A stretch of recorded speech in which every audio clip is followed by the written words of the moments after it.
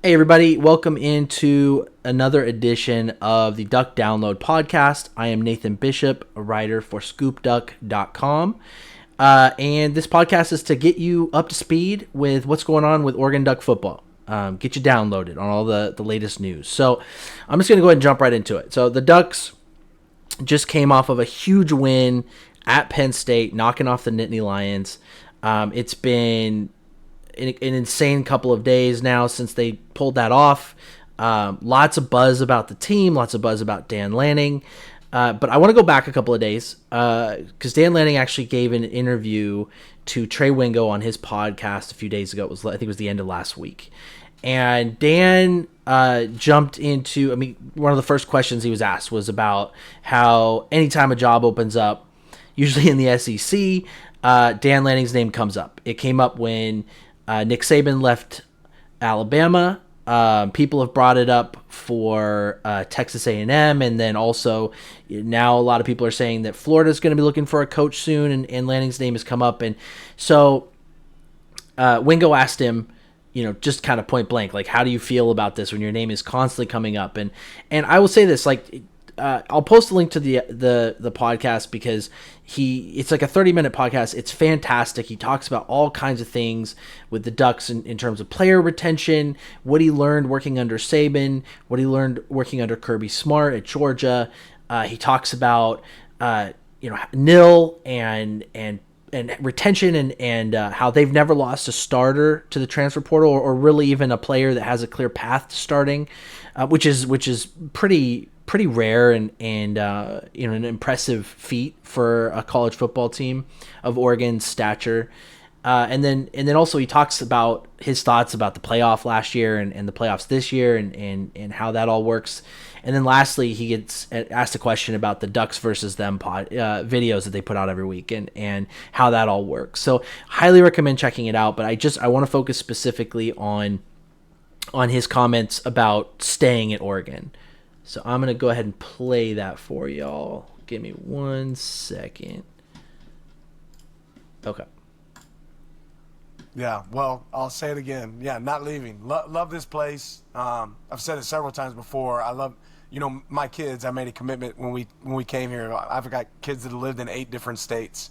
And when you tell them, hey, you're going to graduate from the same middle school, the same high school, as long as your dad wins enough games, right? That's the key word, and we have. So this is where we'll be. Well, listen, so just very, very straightforward, and I know Lanning has made comments in the past that are got made into t-shirts. The grass is damn green at Oregon, and he does talk a lot about what he loves about the job, and I don't want to play it all for you because I think you should check it out, and Trey Wingo deserves your listens, but it's just an amazing interview. And I actually wrote an article that's free on Scoop Duck a couple days ago about Lanning as a roster builder. And I took a couple quotes out of that podcast because Lanning and staff have done such a fantastic job of bringing in transfer portal players, bringing in recruits, and developing the players that they have. Some of the players on the team this year were brought in a couple years ago on the transfer portal, and I think 11 were brought in this last offseason, and all but really Mekhi Hughes are playing pivotal roles and all saw snaps against Penn State this weekend. So he is doing an amazing job of leveraging the new landscape of college football, whether it's through the transfer portal or recruiting. Really that's going to feed into my next topic, but the fact that the Ducks have so many true freshmen that are contributing to this undefeated team is amazing. I don't think most of us saw this happening before the season started, and some of the players are less surprising, like Dakoria Moore, but some of them are very surprising, like Tierra Hill. So, but just to kind of close the loop on Lanning, I think the only thing that you might have to worry about is once his kids are grown and they're out of school, maybe the NFL comes calling, because that's like the one thing that Lanning has said that he's had a goal of coaching in the NFL. Hopefully the Kansas City Chiefs don't hit him up soon, because That's his home state, and that's his favorite team. And that's the only job I'm really worried about losing Lanning to, is if Andy Reid ever decides to retire. So just going to keep an eye on it. But honestly, I think Lanning is so invested in this team, the building of the program. I don't think he's going anywhere anytime soon, much to the chagrin of the Huskies fans and Trojan fans.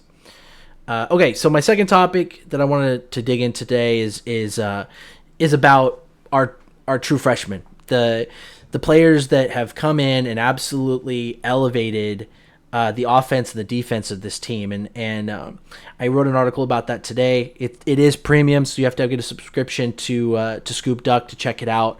But going into statistically some of the different ways that these true freshmen have brought something to the team that maybe they haven't had for a few years, and elevated the offense and the defense to help put Oregon at currently number 2 in the country, and a huge win over Penn State. So the first one really to talk about is Dante Moore. I think everyone had high expectations for him, high hopes. He was the number 1 wide receiver in this class, and he's just been electric. I think maybe a little bit better than people even thought, because he's so good so soon. And not just at what we thought, having these explosive plays, which he's had explosive plays, but everything else, blocking, his ability to run the football if needed. I think he has at least 1, maybe 2 rushing touchdowns this year. But the way he contests 50-50 balls that go up, he had a catch against Penn State where it actually bounced off of his hands, off of a defender, and then he still had the presence of mind to find the ball and catch it. So he's such a great weapon for Dante, especially after they lost Evan Stewart in the offseason, and everyone was kind of concerned about what the wide receiver room was going to look like, and did they have enough to win this year? Because you just don't know with true freshmen, even 5 stars. It's just Jurion Dickey just never really materialized as the player that we thought he was going to be, and now he's playing at a junior college until next season. So Dante Moore has been huge. We'd hoped he would be. He's lived up, or really maybe even surpassed the expectations so far, and he's a big part of it. But the other player that we didn't see was Dare Hill. And Dare Hill has brought a home run ability to the running back room that the Ducks really haven't had since like 2022, when Bucky was healthy. Bucky Irving was banged up quite a bit in his last season with the Ducks, and definitely did not look like the same player at the end of the season against Washington in the Pac-12 championship. But last season, the longest run that Jordan James had was like 45 yards or something like that. The longest run of any Duck was like 54 yards, and that was Dylan Gabriel. And Dare Hill already has eclipsed both of those. I think he had like a 64 or 66 yard touchdown against Northwestern. So his ability to just explode, either from a handoff or a pass, has given the Ducks an extra weapon, an extra ability to keep defenses honest that they just really haven't had for a couple of years. And I think that does play a lot into why Mekhi Hughes has not been playing as much, and why he did not even travel with the team to Penn State, is that I think, and this is just speculating on my part, but I think when Jordan James left, there was probably a concern with the coaching staff that Jane Lamar and Noah Whittington just were not going to be the complete picture that they were going to need from the running back room. Those players are both great. They're really reliable. They both block fantastic. I mean, their blocking grades from the Penn State game are just better than the offensive line. They are kind of Swiss Army knife backs that make the offense go, and that's why they get so many snaps. But they don't have that. And I say that after Noah had that big touchdown run against Oklahoma State. But for the most part, those two just really have not shown to be the explosive kind of runners that we've had in the past. And so De'Aaron Hill, I mean, I had thought maybe they might redshirt him after the 4 games because they have so many players right now and they've been traveling so many backs that he was a guy that they might want to sit for the rest of the season so that he can start next year. But he's been so good that they're making it impossible to keep him off the field. He was a huge reason why they got that win against Penn State. He had 10 carries for like 87 yards and he just didn't really, I don't even think he had a blocking grade. So they haven't been keeping in there for blocking purposes, but his ability to run the ball and hit those home run plays make him so valuable to this offense and to Will Stein that he's just going to continue to get, and a lot of people have been calling for him to be running back 1. I don't know if he's ready for that. I mean, they have high expectations for blocking, and if he's not in there for blocking situations, then that's going to limit his ability to play. But that's kind of where the third true freshman that has been huge this season comes into play. So Jordan Davison, I don't think anybody had really high expectations for him before the season started, and he's actually been blocking very well with Noah Whittington and Jalen Lamar. But he is the battering ram of this offense. Whether they need a couple of yards to get a first down or they're on the goal line and they want to punch it in for a touchdown, he is the guy that they call on to leverage that, I think 6 foot 235 or whatever frame that he has to just smash his way through the defense. And while he's not the guy that's going to hit a home run, and he's probably not a guy that they're going to feed 20 carries to, he's so pivotal to the offense, to the ability to, because I feel like the Ducks did struggle in the red zone a little bit last year, and having someone that they can bring in that just, I mean, I think he's got like 7 or 8 touchdowns now. He just, every game, if they're on the goal line, they're feeding him the ball. Or, against Penn State, they had so many fourth downs that they were trying to convert, and he's a guy that they can bring in and either block on a bootleg or something, an RPO, or just go ahead and just ram it through the defense. So those 3 offensive players have all been a huge boon this year for Coach Lanning and the offense, and the future is very bright because we've got them for at least 2 more years after this. But then on defense, I just want to highlight Brandon Finney because he doesn't show up on the box score like the other guys do that I just mentioned. But he is a huge part of this defense just being lights out in terms of pass defense. I mean, I think they're one of the top 5 teams in pass defense right now, and really have elevated the overall defense so that it really limits what teams can do offensively when they're worried about the 2 corners that the Ducks have out there right now. So I don't know if anybody really thought this was going to happen, having a true freshman starting at corner.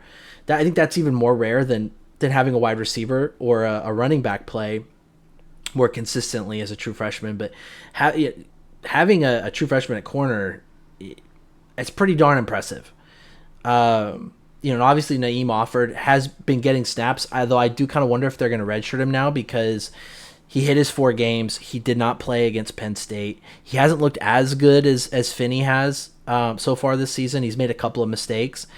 But I think he still is a huge part of the future. And so we'll have to keep an eye on whether or not they sit him the rest of the year. I kind of have a feeling they might.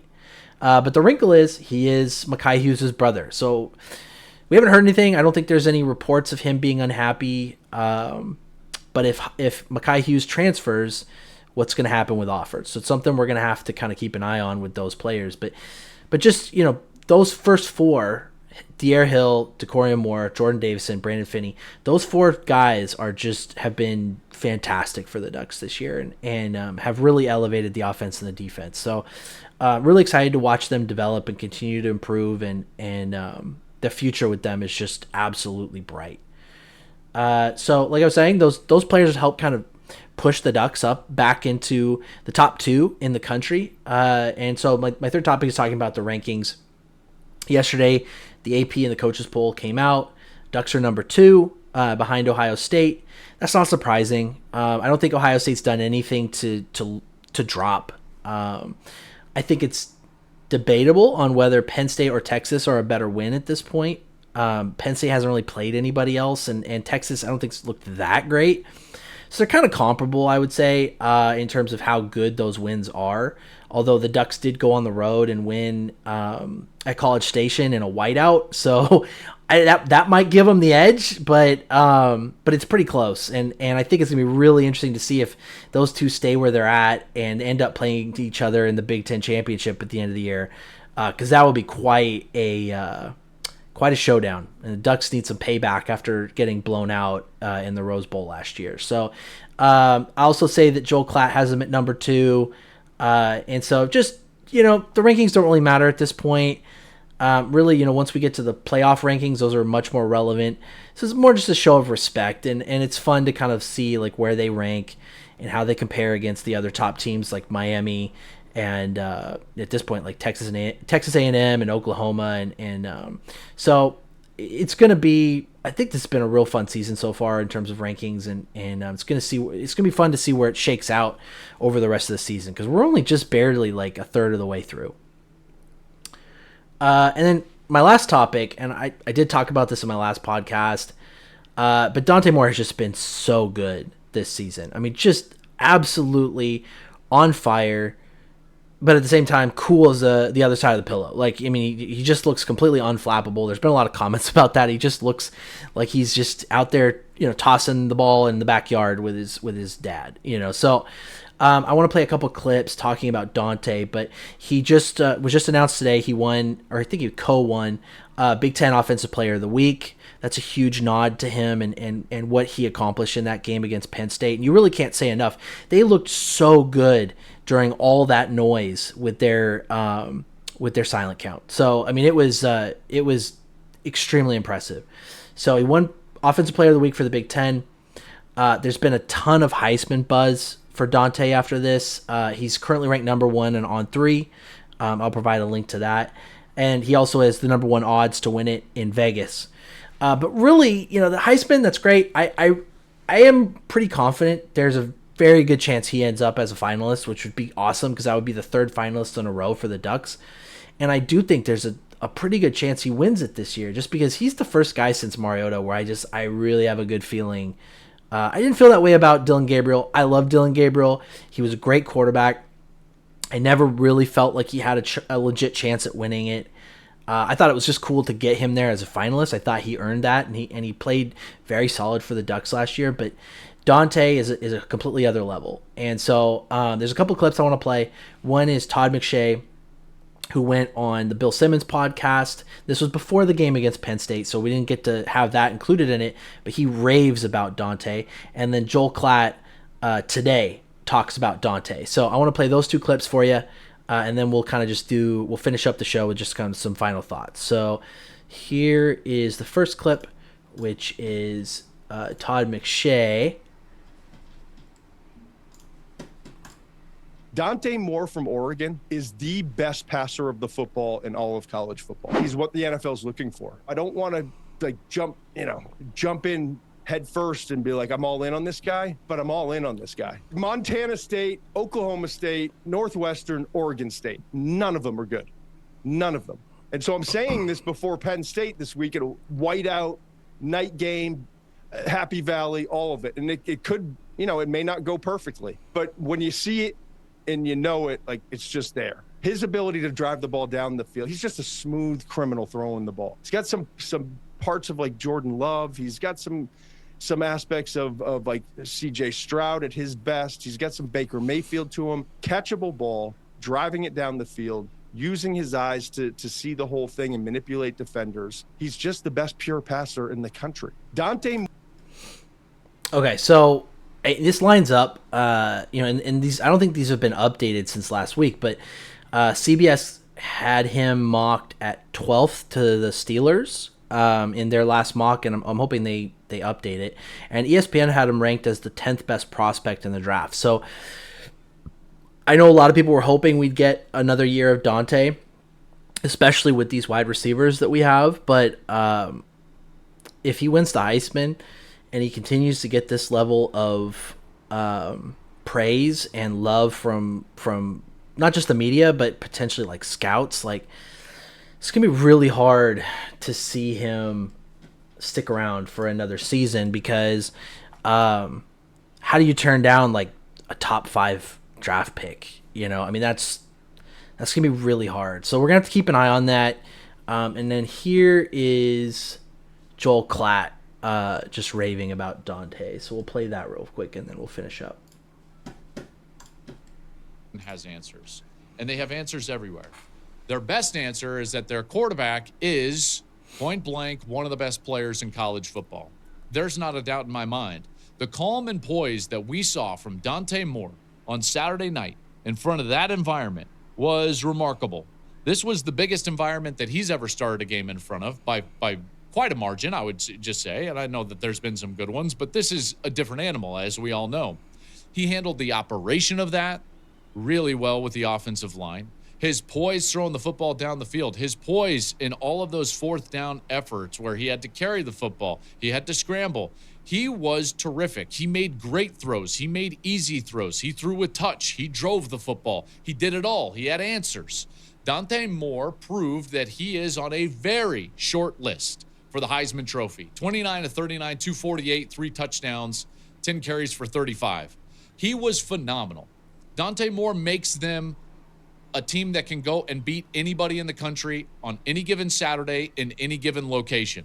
He really is. And they have talent every.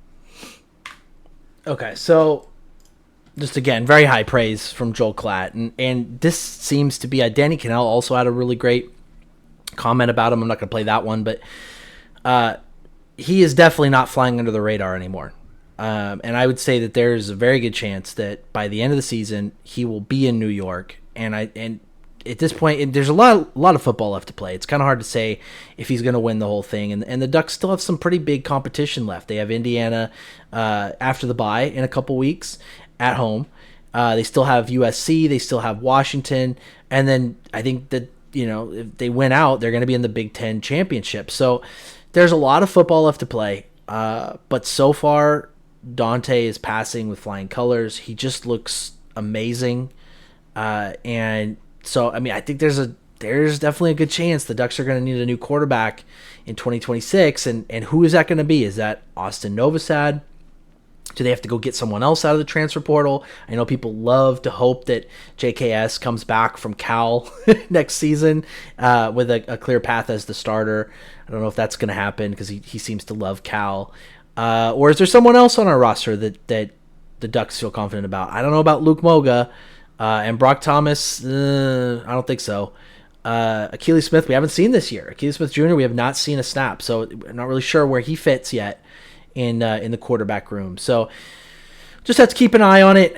But I think at this point, it's trending more and more towards Dante having a very successful season, potentially taking home some hardware, and maybe spending next season in the NFL.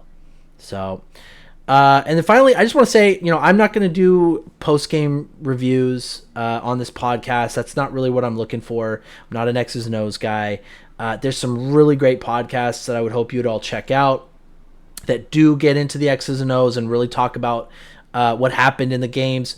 Ducks Dish podcast from Max Torres, another On 3 Scoop Duck podcast is fantastic. Lots of great information about recruiting. They did have some updates recently about recruiting, so I would say check that out. I'll provide a link in the description.